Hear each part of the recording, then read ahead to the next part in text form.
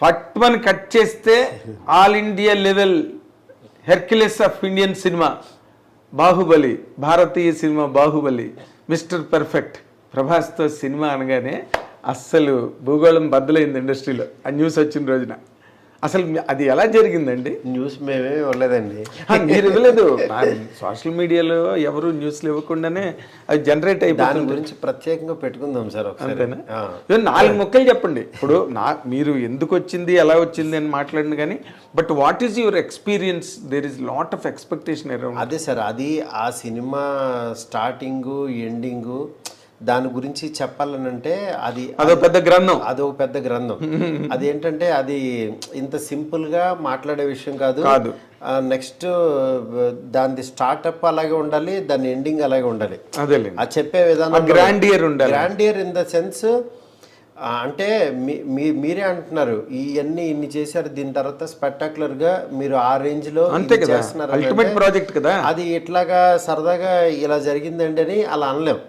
ఎందుకంటే దానికి ఆయన ఏమి నమ్మాడు, నాలో ఏం చూశాడు, మా ఇద్దరం కలిపి మేమేం ప్రపంచానికి చెప్పదలుచుకున్నాము, ఆయన ద్వారా నేనేం చెప్పదలుచుకున్నాను, ఇవన్నీ ఒక పెద్ద ఇది ఉంటుంది.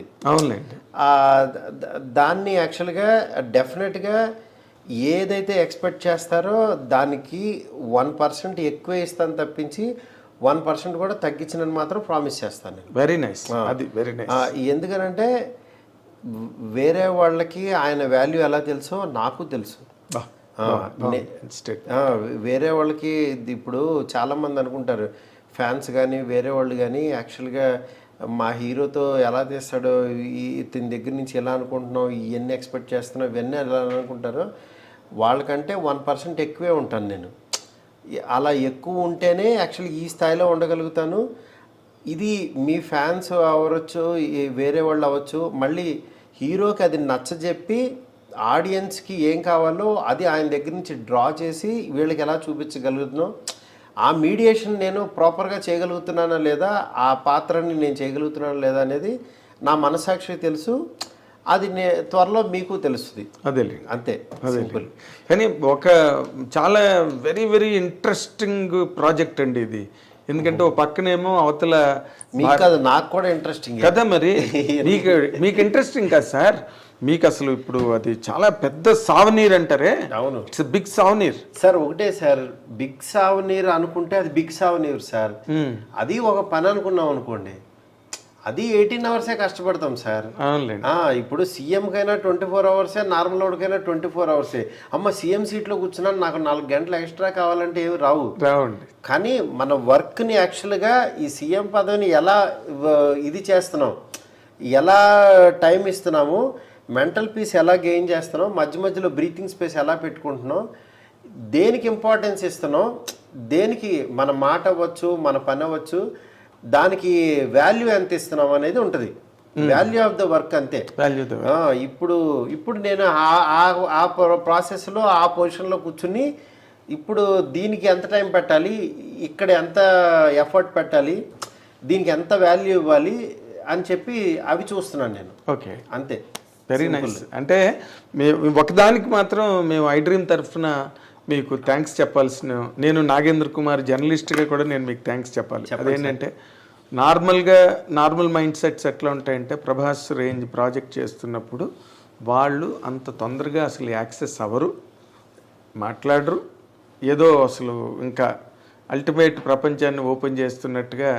కానీ మీరు అందుకే నేనేమో ఓపెన్ చేయలేదు, దాని గురించి ఏం చెప్పలేదు. బట్ యాక్చువల్గా నేనేంటంటే జనరల్ ఐడియా చెప్పాను మీకు అంతే. అవునండి, నేను దేనికి థ్యాంక్స్ చెప్తానంటే ఈ టైంలో కూడా మాకు టైం ఇచ్చి థ్యాంక్ యూ చక్కగా మీ ఎక్స్పీరియన్సెస్ అవన్నీ కూడా అంటే నాకు తెలిసి ఈ రోజు వరకు ఇంత విరివిగా, ఇంత వివిడ్గా అవును మీరు ఎక్కడ మాట్లాడలేదు. అవును, మీ ఆలోచనలు, మీ అభిప్రాయాలు ఇంతలా ఆవిష్కారం ఫాలో అప్ సార్. ఎందుకంటే నేను గబుక్కున ఎవరిని ఇబ్బంది పెట్టను. నాకు మీరు నా మీద చూపించిన ప్రేమ అవచ్చు, అభిమానం అవచ్చు, నా ద్వారా ఏదో చెప్పదలుచుకున్నారు, అందుకనే ఈ టైం ఇలా కుదిరింది. ఎగ్జాక్ట్లీ. అంటే మీ జర్నీ నాకు చాలా ఇంట్రెస్ట్ అండి. ఆ జర్నీ ఉందే, అక్కడి నుంచి ఒక ఒబ్లివియన్ అంటారు, అంటే ఒక శూన్యం నుంచి వచ్చి అవును ఒక వర్క్లోకి వెళ్ళి ఒక యానిమేటర్గా అక్కడి నుంచి 2 సినిమాలు చేసి మళ్ళీ మెల్లిగా ఇంకో స్టెప్ ఎక్కి ఆ journey, I love that journey అండి. మీరు వాళ్ళు ప్రభాస్ సినిమా చేస్తున్నారని కాదు నాకు అడ్మిరేషన్, అవును, but your journey created all that admiration in me for you.